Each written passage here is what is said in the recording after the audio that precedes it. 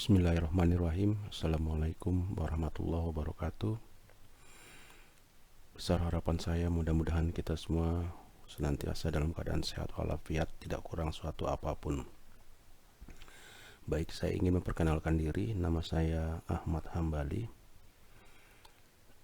Saya bergabung dengan Universitas Telkom pada tahun 1993.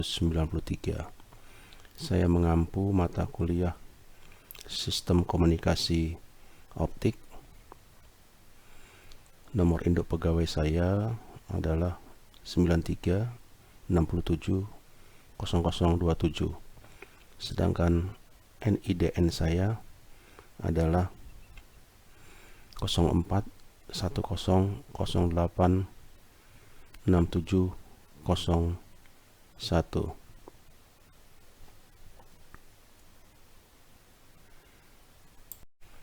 Baik, sebelum perkuliahan dimulai, saya sedikit akan memaparkan mengenai RPS dari mata kuliah Sistem Komunikasi Optik. Kode mata kuliah TTI3C3. Mata kuliah ini diberikan di semester 5 dengan 3 SKS. Adapun capaian pembelajaran yang ingin dicapai adalah mahasiswa nanti diharapkan memiliki kemampuan menerapkan pengetahuan matematika, ilmu pengetahuan alam, teknologi informasi, dan keteknikan untuk mendapatkan pemahaman menyeluruh tentang prinsip-prinsip keteknik telekomunikasian.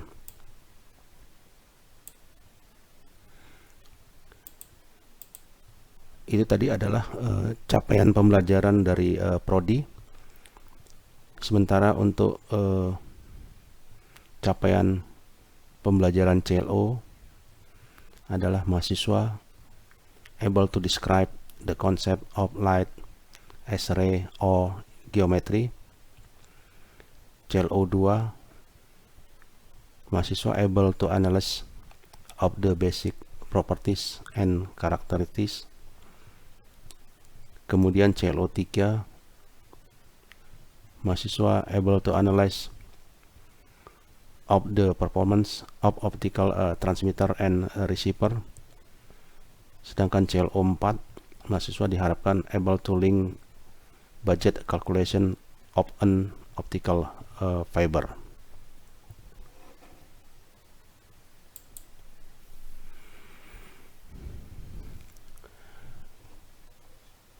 Materi pembelajarannya adalah sebagai berikut.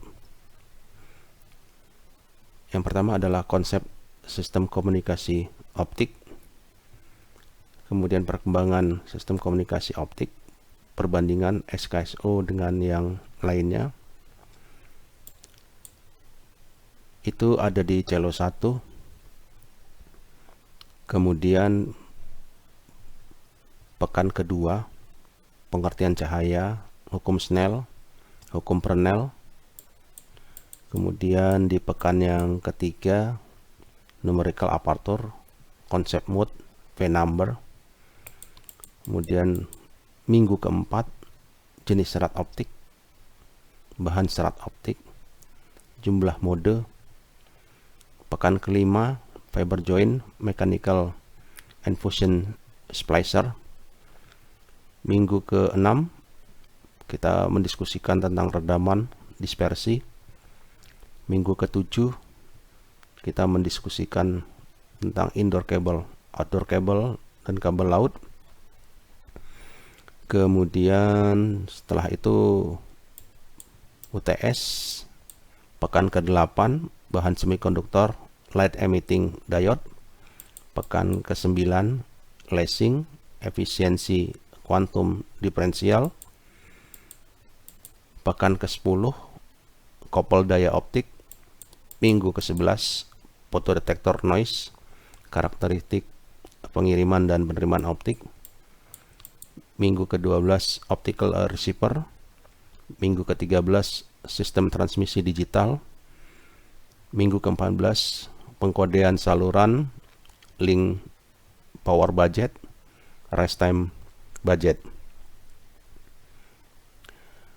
Mode pembelajarannya adalah daring. Kita menggunakan LMS. Sedangkan metode pembelajarannya adalah kuliah, diskusi, responsi, dan latihan-latihan soal. Sementara itu, indikator yang diberikan terhadap setiap mata kuliah setiap pekan dari RPS ini adalah: pekan pertama, mahasiswa dapat menjelaskan konsep perkembangan dan keunggulan daripada sistem komunikasi optik. Pekan kedua, mahasiswa dapat menggunakan hukum Snellius dan Fresnel. Kemudian minggu ketiga, mahasiswa dapat menjelaskan modus yang menjalar dalam serat optik. Pekan keempat, mahasiswa dapat menjelaskan bahan serat optik. Minggu kelima, mahasiswa dapat menjelaskan fiber joint. Minggu keenam, mahasiswa dapat menjelaskan atenuasi pada serat optik. Minggu ketujuh, mahasiswa dapat menjelaskan struktur kabel serat optik dan penginstalasiannya. Pekan ke-8, mahasiswa dapat menjelaskan bahan sumber optik dan struktur LED. Minggu ke-9, mahasiswa memahami proses terjadinya penguatan cahaya. Pekan ke-10, mahasiswa dapat menjelaskan proses terjadinya dan faktor kopel daya. Pekan ke-11, mahasiswa dapat menjelaskan karakteristik detektor pin dan APD. Mahasiswa dapat menjelaskan karakteristik noise detektor.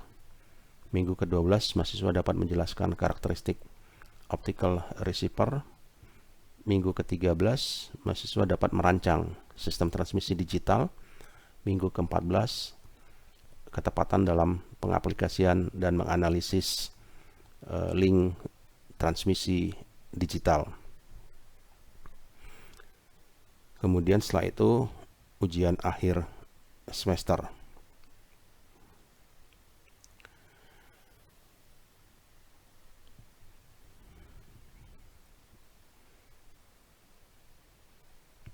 Proses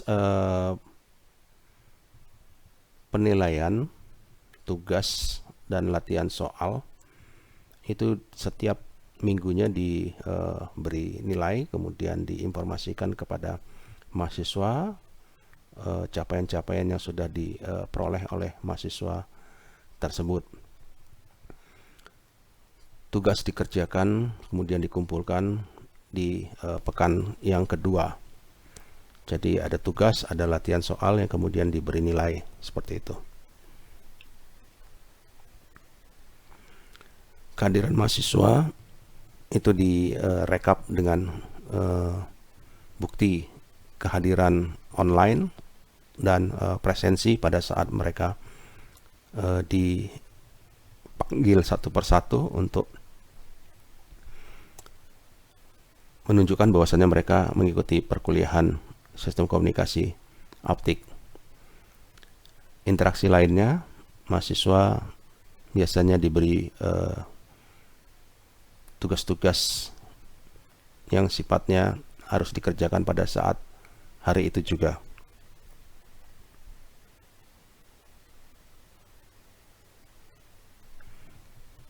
Saya pikir demikian paparan mengenai RPS sistem komunikasi optik.